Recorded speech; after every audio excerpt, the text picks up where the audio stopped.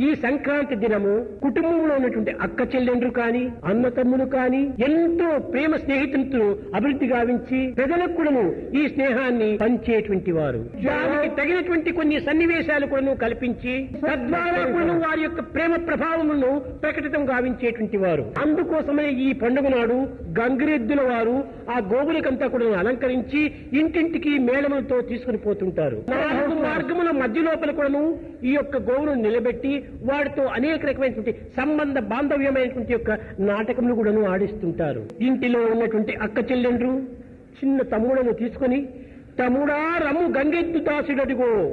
ఆ గంగెద్దు దాసుడు ఎట్లా ఉంటాడు? వెండి బిళ్ళయు మొలతాడు దండె కడము ముప్పులను బయటికాడయు మోమునందు పంగనామములను వెంట గంగిరెద్దు చేత మునికోల తన పేరు చెప్పుచుండు.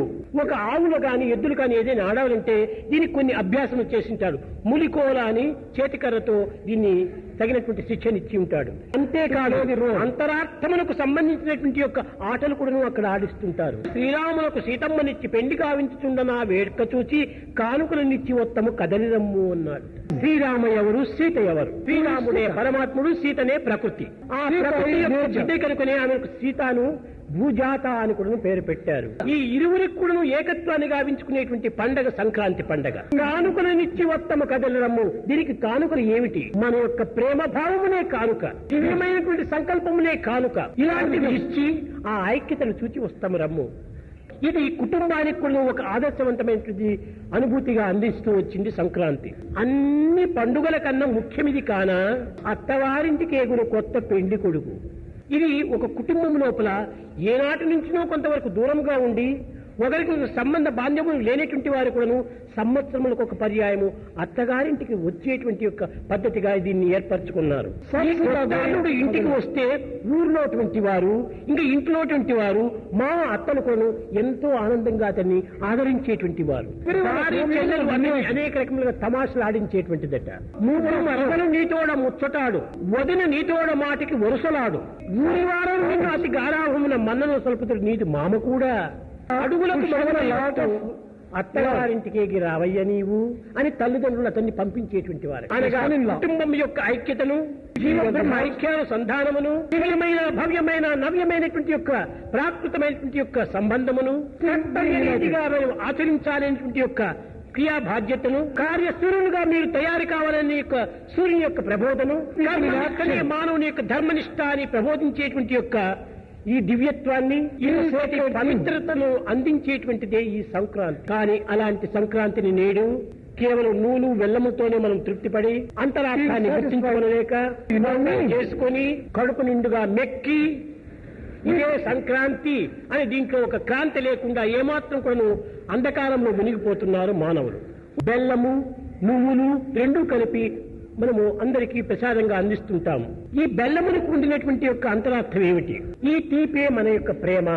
నువ్వులు దీనికి స్నేహము అని అర్థము. కనుక ప్రేమతో కూడినటువంటి స్నేహాన్ని మనము అందరికీ అందించాలి, అందరినీ చేర్చుకోవాలి. గొబ్బెళ్ళు అనేటువంటిది గోపిక నుంచి వచ్చినటువంటివి. పవిత్రమైనటువంటి సంక్రాంతి యొక్క పర్వదినములకు తగినటువంటి యొక్క అంతరార్థాన్ని కూడా వారు ప్రబోధిస్తూ వచ్చారు. గోపి గోపాలు 3 పేడ ముద్దలను ఒక చోట పెట్టి దానిపైన 3 విధములైనటువంటి గుమ్మడి పువ్వులు పుంచి కృష్ణుణ్ణి ఆడుతూ పాడుతూ ప్రార్థిస్తూ ఉండేటువంటి వారు. 3 పేడ ముద్దల యొక్క అంతరార్థం ఏమిటి? పేడ ముద్ద అనగా మనము హీనంగా భావిస్తాము. అది గోపికల యొక్క దృష్టి లోపల చాలా పవిత్రమైనటువంటి భావిస్తూ వచ్చారు. పేడను మన ఇంటి ముందు పేడ నీళ్లు మాదిరి చల్లుతూ ఉంటాము. కొన్ని విషక్రములు ఆ పేడ నీళ్ల వల్ల మరణిస్తాయి. కనుక ఆరోగ్యములకు ఆనందములకు ప్రధాన చిహ్నంగా భావిస్తూ వచ్చారు వాడు. కనుక మనకు ఆరోగ్యమును ఆనందం ఇచ్చేటువంటి వాడు ఒకడు కృష్ణుడు.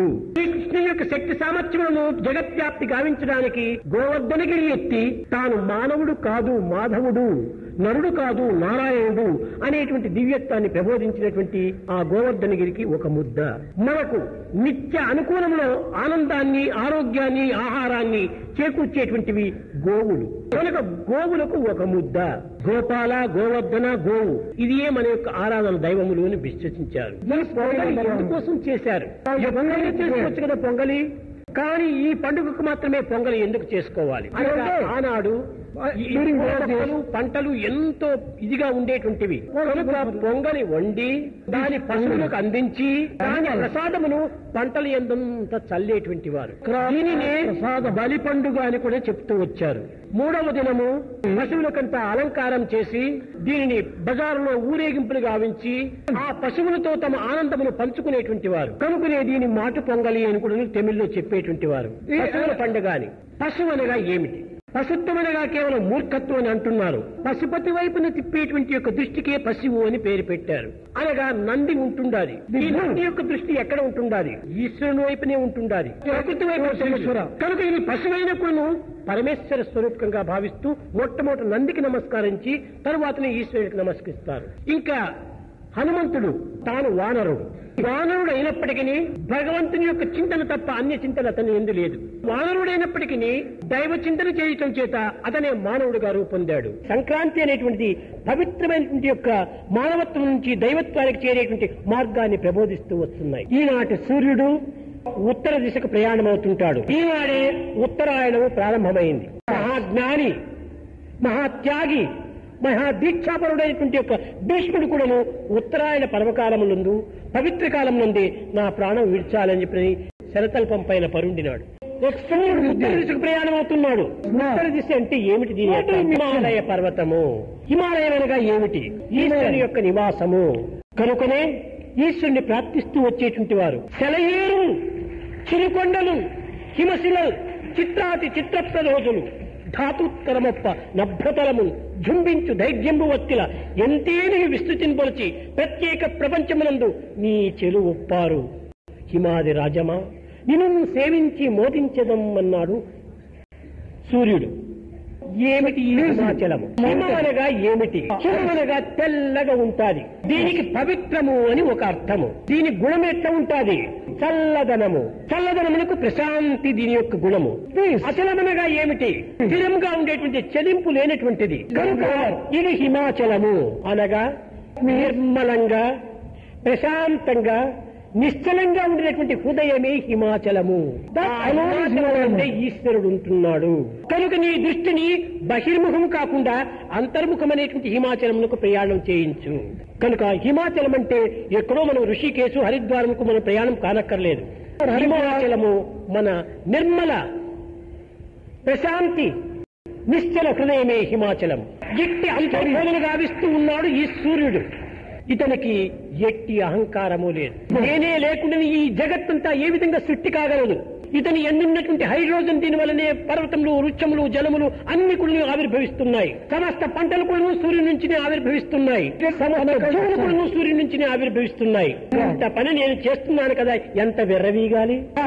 ఈ అహంకారమే లేదు. కనుకనే నాయన నీవు గొప్ప పని చేస్తున్నావని, నీవు పరోపకారం చేస్తున్నావని, ప్రజలకెంతో నీవు ఇది చేస్తున్నావని నీవు గర్వపడవద్దు. చూడు, నన్ను నీవు అనుసరించు అని ప్రబోధిస్తూ ఉన్నాడు సూర్యుడు. నేను కేవలం నిర్విరామంగా నేను పనిచేస్తున్నాను. ఒక్క దినమే లేక ఒక్క అర్ధ దినమే గాని నేను లీవ్ తీసుకుంటే ప్రపంచమంతా మునిగిపోతుంది. కూడా తాను లీవ్ తీసుకోవటం లేదు పాపం. నిరంతర కృషి సాగించేటువంటిది సూర్యుడు. ఇది నా యొక్క కర్తవ్యం. భగవంతునికి ఇది కర్మాచరణ కర్తవ్యమైనప్పుడు మానవుల కర్మ లేకుండా కర్మ సన్యాసం పుచ్చుకుంటామంటే ఇది కేవలం పిరికితనము, బలహీనత. కర్మ సన్యాసం కంటే కర్మ యోగమే ఉత్తమమైనటువంటిది. సన్మార్గంలో ఈ కర్మ ప్రవేశపెట్టాలి, సదుద్దేశంలో ఈ కర్మ ప్రవేశపెట్టాలి, సదానందాన్ని అనుభవించాలి. ఇలాంటిదే నిజమైన కర్మ. కేవలము ఒక నిరాశతో, నిస్పృతో మనం కర్మలు ఆచరించరాదు. ఇంట్లో ప్రవేశించాలి. అప్పుడు కర్మ అధికారస్య, నీవు కర్మాధికారివి అన్నావు. కనుక సంక్రాంతి ఎన్నో విధమైనటువంటి మార్పులను కావిస్తూ అంతర్బహిర్ మార్పులను కూడా చేకూర్చుతూ మానవత్వాన్ని దివ్యత్వం వైపునకు ప్రయాణం సలుపుతున్నది. కనుకనే భగవంతుని అంతర్బహిర్ తస్సర్వవ్యాప్య నారాయణ స్థిత. నీవు లోపల వెలుపల ఎక్కడ ఉంటున్నావు? నిన్ను అన్వేషించేది ఎక్కడ? ఎక్కడ ఉన్నావని నీతో పోయేది.